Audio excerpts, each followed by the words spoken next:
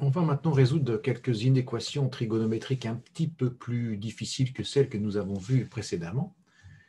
Et on va commencer par résoudre la première ici, sinus 2x égale moins 1,5. Alors qu'est-ce qu'il change ici?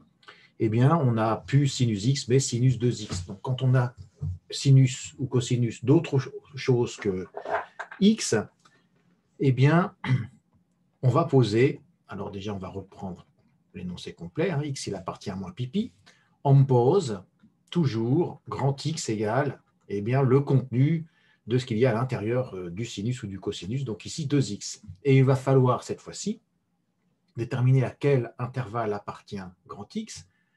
Eh bien, on sait que petit x appartient à moins pipi, donc 2x il appartient au double, c'est-à-dire à l'intervalle moins de pi de pi.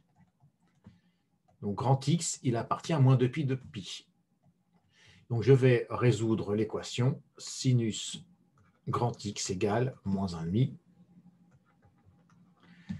grand X appartenant à moins 2 pi de pi. Donc, on va faire cette résolution et après, on fera la conversion pour obtenir les valeurs de petit x correspondant, car ce n'est pas grand X que nous cherchons, enfin, on le cherche dans un premier temps, mais in fine, ce qu'on veut, c'est petit x. Alors, moins 1,5 pour un sinus, on est situé ici. C'est pour ça que j'ai déjà préparé ma graduation en sur 6. Le sinus, je vous rappelle, c'est une ordonnée qui est égale à moins 1,5 ici. Et nous allons donc tourner. Alors, on va commencer par moins 2pi, qui est ici. Moins 2pi qui n'est autre que moins 12pi sur 6. Alors, je vais les écrire en rouge, les solutions, au fur et à mesure que je vais les trouver en tournant. Donc, on est à moins 12, moins 11, moins 10, moins 9, moins 8, moins 7, moins 6, moins 5 pi sur 6, moins 4, moins 3, moins 2, moins 1, 0. Donc, je continue, je vais continuer encore un tour. Pi sur 6, 2, 3, 4, 5, 6, 7 pi sur 6. Moi, je peux l'encadrer. 8, 9, 10, 11 pi sur 6 et 2 pi. Et je finis mon tour.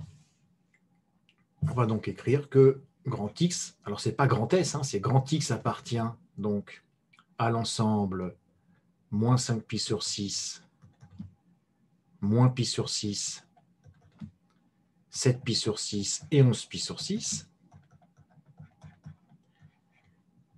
Donc grand X n'est autre que 2x, et donc pour avoir petit x, je vais tout diviser par 2. Donc moins 5 pi sur 12, moins pi sur 12, 7 pi sur 12 et 11 pi sur 12, qui est l'ensemble de solutions. Donc on peut écrire grand S égale et reprendre ces 4 solutions qui nous donnent donc la réponse à ce premier exercice. Voilà, il faut faire les 3 autres dans le même état d'esprit.